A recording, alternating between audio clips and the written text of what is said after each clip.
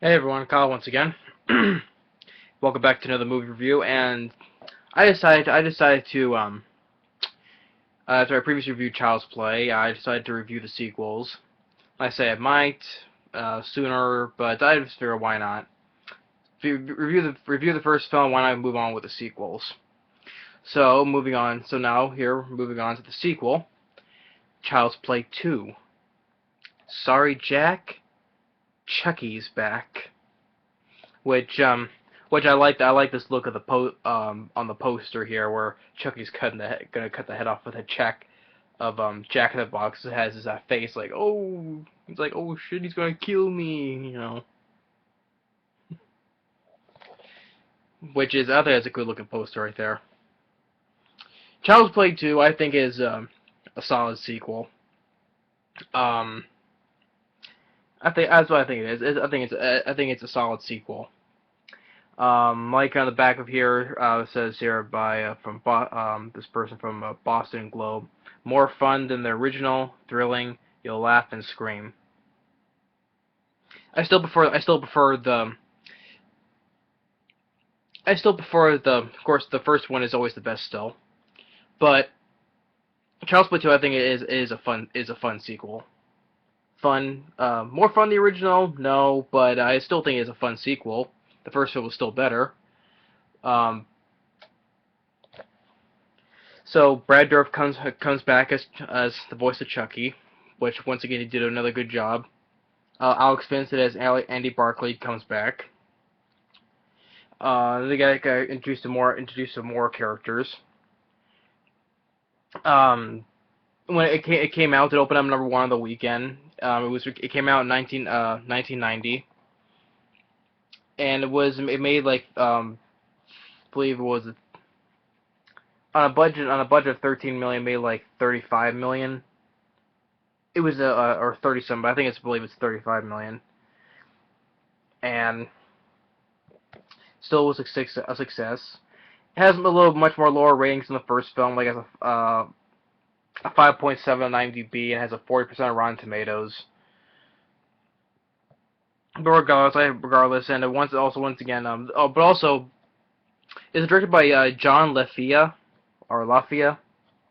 and this is the same guy who directed a few years after this film, he wanted to go on to direct Man's Best Friend with Ali Shady and Lance Henriksen about the genetically engineered dog and that can do have those abilities. I've already reviewed Man's Best Friend, and I like that film. So the director of Child's Play 2 will later on go on to direct Man's Best Friend. And then Don Mancini and David Kirshner, they come back as the writers and producers.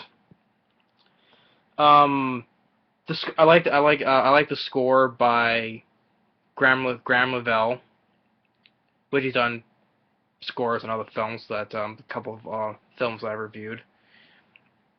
But I like the score in this film. It's on for 84 minutes. And it does go. This one goes also at a very good pace as well. And the story takes place a couple years after the first film, and it shows that the burnt remains of Chucky is being reconstructed. Now, of course, that leads up, why would they just rebuild a whole new body from scratch, a new doll from scratch, instead of taking the burned remains and rebuilding it back together? I do understand that. But if we wouldn't have reconstructed the whole doll, we wouldn't have no movie, would we? So yeah, I do understand the part of why not just throw that doll in the trash and just rebuild a new doll instead of reconstructing the burnt one from scratch up, But again, we won't have no movie if that doesn't happen, so they had to reconstruct the burnt remains. And as they say, as they're putting it together, the guy who owns the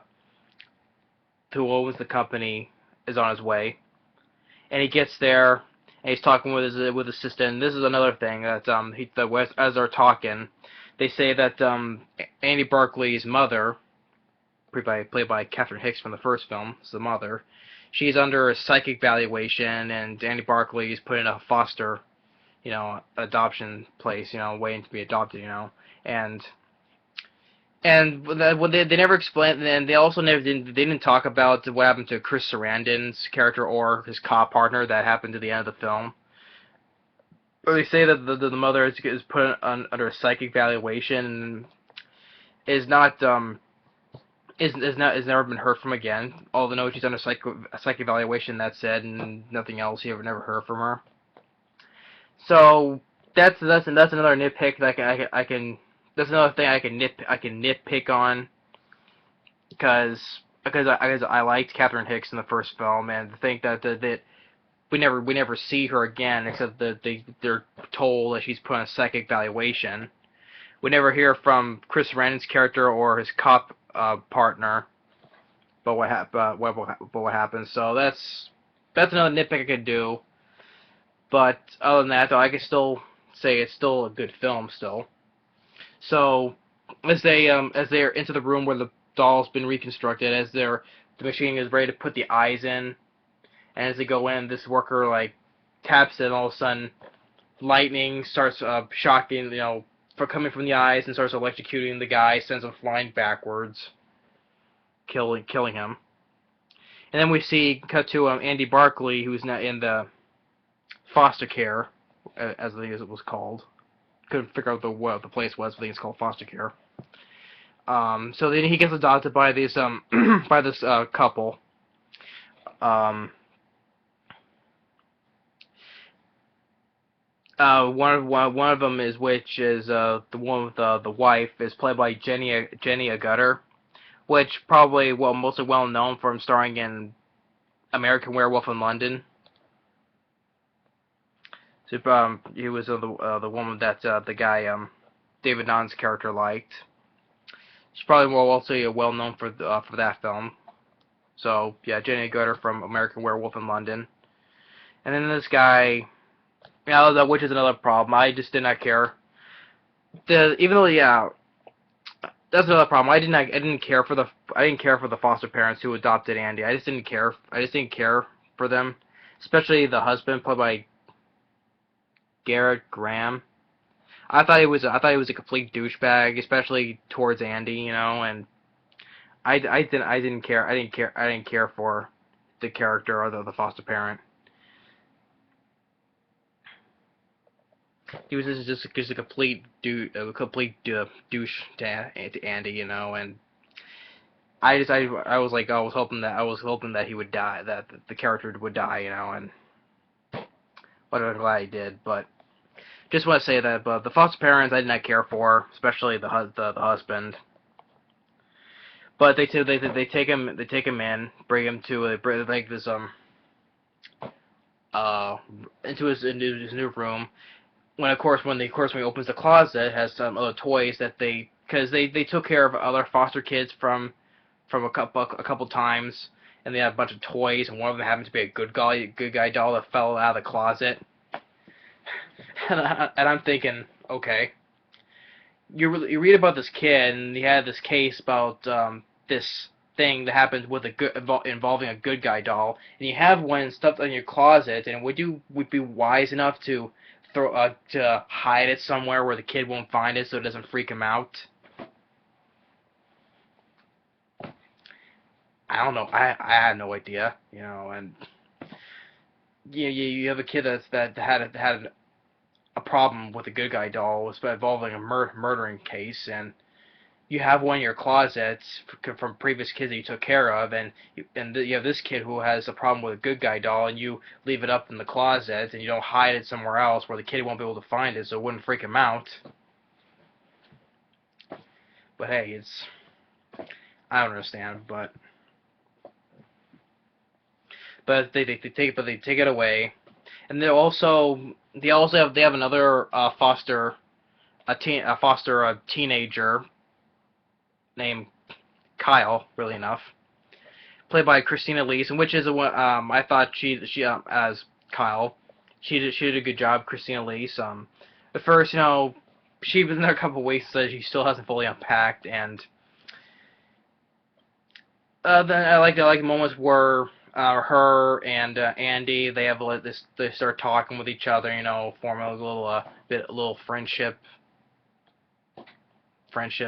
with each other, and which I thought was kind of for because you think that this girl is gonna be um, a complete meanie to Andy, but she really isn't. She really isn't. At first, meeting Andy, but then when they get to start talking with each other, which at first I like this little scene where she's smoking they're in the basement, she's smoking a cigarette doing laundry. She like the way she gets it to Andy, he starts smoking a little bit of himself. He's like are you crazy? So I like that little moment between them. And then Christina Elise, I thought she did a good job as Kyle. And then while that's going on, the guy that the CEO guy, his assistant, takes that doll. Takes that doll with him, but like before, when he took the doll, the CEO guy tells him, first he asks what should I do with it, and the guy goes, "Shove it up your ass." But he takes it home. It's raining. He takes it, tries to put it in the truck, but it won't close. He sticks it in the back seat. He's on his way. Stops by a liquor store to get something. While he's in the store, Chucky is alive and goes to the things to find out where Andy's living. And as the guy's on his way, Chucky holds him at gunpoint. Goes to where Andy's located. He puts him in the parking lot, which thought was a gun, but it's a squirt gun. But then it seems like he laughed at him, but then all of a sudden puts a plastic bag over the guy's head, suffocating the guy. And he goes into the house, and Chucky hears the foster mother singing to him in bed, and Chucky's like, shit, and then runs into the other good guy does, like, hi, I'm Tommy. And Chucky goes, shut up, you idiot. I like to be hugged. And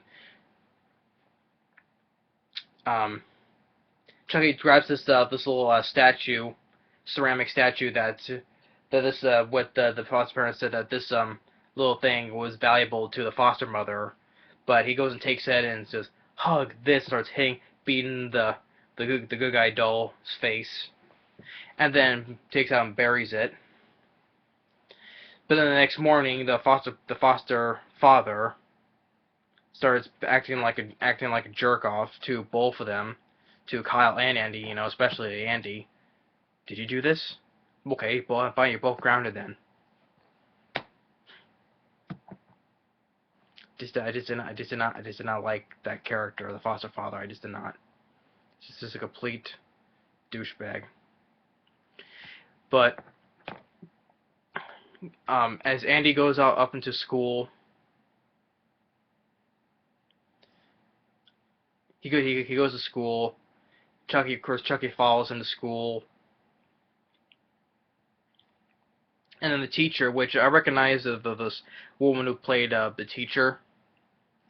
It was the woman from Speed. It was that woman who was an idiot who tried to reach over and as the policeman tried to grab her across the other vehicle, and Dennis Hopper hits the button and blows up the bus's step. The step, you get on the bus, and she goes under the bus and gets killed, pulled out on the wheel. That woman, that's the one who plays the teacher in this here scene. As they look at the paper, she finds Andy's paper has marked in red, marked F you bitch, and she thinks that Andy did it. Sits him down in his seat as the class is dismissed. She goes and locks the door before the teacher throws the doll in the closet. And as she leaves, Andy looks through the keyhole, and Chucky's like, peekaboo. And, which I thought another thing was another funny line that Chucky Brad Dourif does. What I thought was like, please let me out of here, Andy. I promise I won't kill anybody else. Okay? Now open the goddamn door. Open up, you little dick. Let me the fuck out. Andy goes and climbs out the window back to home. As the teacher goes in the classroom, opens the closet, the ball falls down. As she reaches to put it back on the shelf, she gets stabbed by Chucky with this the air compressor, to blow up with the rubber balls with. She gets stabbed with that. She sends her flying over the desks, and then Chucky has a ruler and is like, "You've been very naughty, Miss Kettlewell." Beats her to death with the ruler. Before there was a scene I forgot to mention. There was a night where Andy was tied down to his bed with Chucky on top, and was like, "Did you miss me, Andy? I sure missed you." There was a scene I forgot to mention that he was tied down. So later in the night, he goes in the basement with his automatic knife. He gets attacked by Chucky. The foster father hears something downstairs. As he's going down the steps, telling him to put the knife down, Chucky grabs like this hook and has him hanging upside down, going, "How's it hanging, Phil?" Let's go. Guy falls and breaks his neck. Then the foster mother, Jenny Agutter, gets upset. Kyle goes and takes the doll, throws it in the trash. She sits on the swing having a cigarette. As she's swinging back and forth, she uncovers the other good guy doll that he broke. As he opens the trash, as she opens the trash, it's not there. She goes upstairs. The foster mother in the chair. As she turns her around, she's been gagged and her throat's cut. She gets attacked by Chucky. He gets the knife that she had. Trips her, and then he forces her to take her to the place where Annie's back to the foster care place. So as they get there, the woman who's in charge of the foster care takes both of them to this room. Grabs Chucky. He stabs her. Her face goes like on the printer, makes out the pictures of her, and locks Kyle out, and Chucky says to Andy, he's like, "Okay, sport, we're gonna play a game of Chucky Says. Snap out of it. You act like you never seen a dead body before." So he forces Andy to go someplace. Well, trying to get away, and Kyle goes after them, and which leads to ultimately leads us to the factory where the good guy dolls are being made. And I thought it was a really good setting. That's another thing. I like the ending of the film, how it ends, and from then on, it's all in this one big toy factory, which I like. Just the way the factory looks, the setting. I think it was a good looking setting, and especially how all these boxes of good guy dolls, it's like as they run through, it's like a maze of good guy dolls. All these boxes, the dolls staring back at you through the boxes. I thought it was a good looking setting. So you're just walking through, it's like a whole maze of good guy doll boxes. So he knocks Andy out, performs the voodoo chant. It fully works, but it realizes that as he starts dripping blood from his nose, he spent too much time in the body. He's now permanently stuck in the body now. And Kyle drops some box on top of him as they're running. They try to get through this maze of good guy dolls, and they go up to this try to climb up this thing. I forget what it is. Kyle gets up there first. Andy tries to go up, but he's sliced back down, but he climbs back up. Kyle slams this gate onto Chucky's hand, and he tries yanking his hand. Ultimately rips off his hands, all bleeding. He has no hand, and he takes the knife that he has and makes it into his own weapon, so he has like a knife hand. And then one worker, well, they get through the first they get to this machine that puts the eyes into the good guy dolls. One worker is fixing it.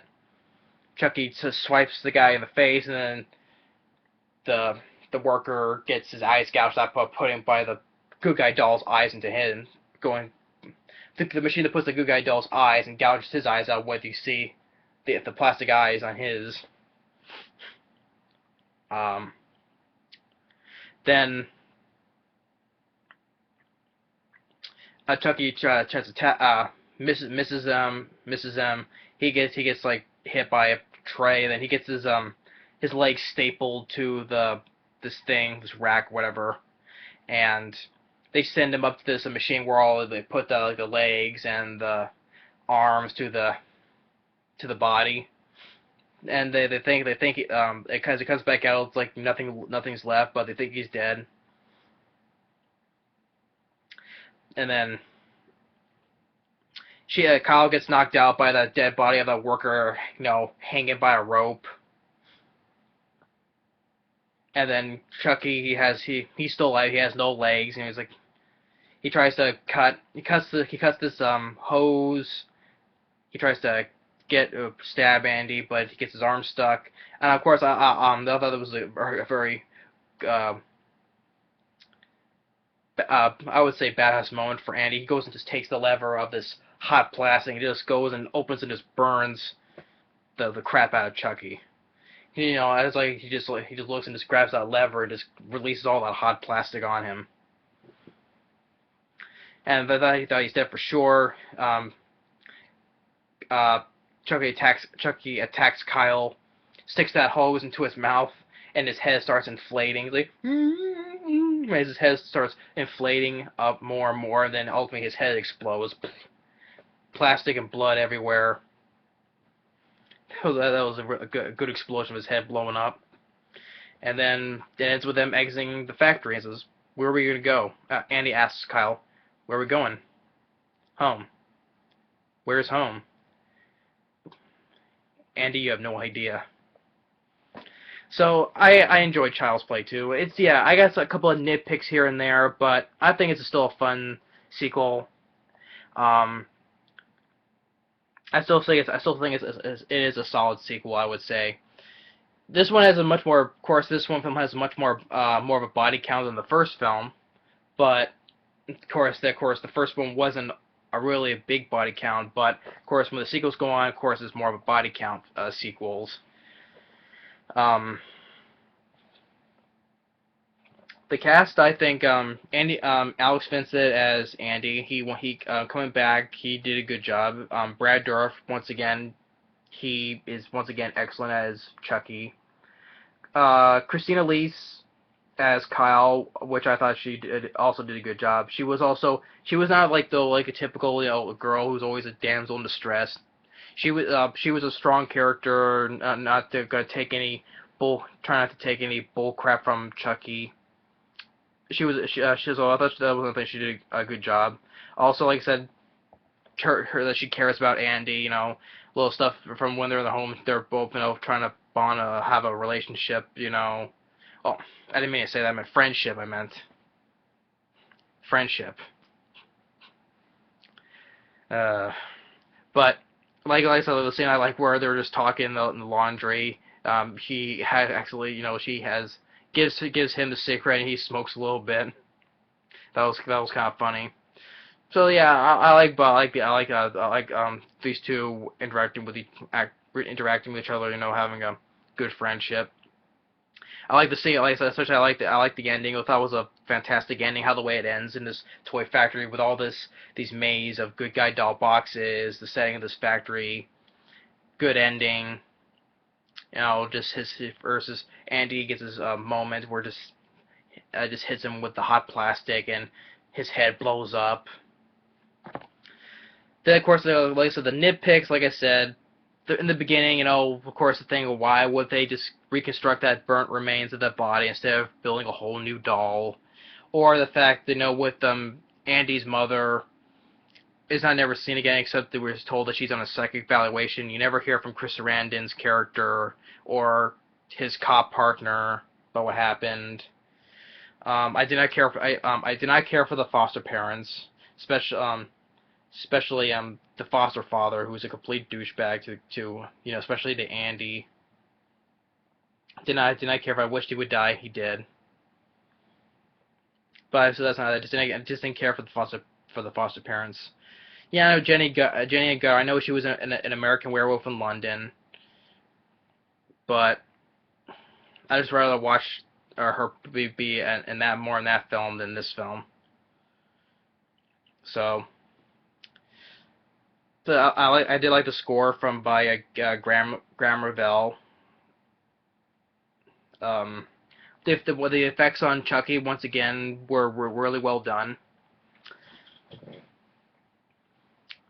I would say I would say more well done than the first film, but only just by a little bit though, because the first film effects of Chucky were really well done. But this film I thought was just a bit more well done than the sequel though. But still, they're both really good. They're both really good special effects of Chucky. Um, some of the lines that Chucky said I thought was kind of funny. Uh, and the film goes at a very good pace. It's wasn't that long. It's only 84 minutes, and I didn't think it was that boring. So I had fun with Child's Play 2. I would say it's a solid sequel.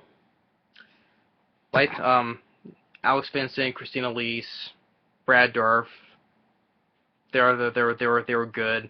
The effects were good. The score was good. The ending, the third act in this big toy factory, which I thought was a um good finale to take place in. So yeah, I enjoy Child's Play too. I think it's a solid sequel. It is. I would also give it a thumbs up as well.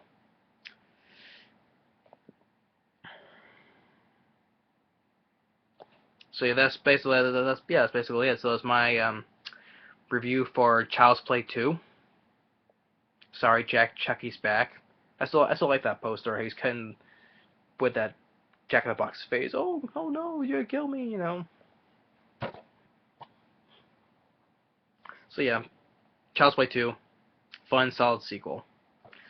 And thanks for watching, and stay tuned for the next sequel, Child's Play 3, which will be the same. So thanks for watching, and stay tuned for the next the review of Child's Play 3 later.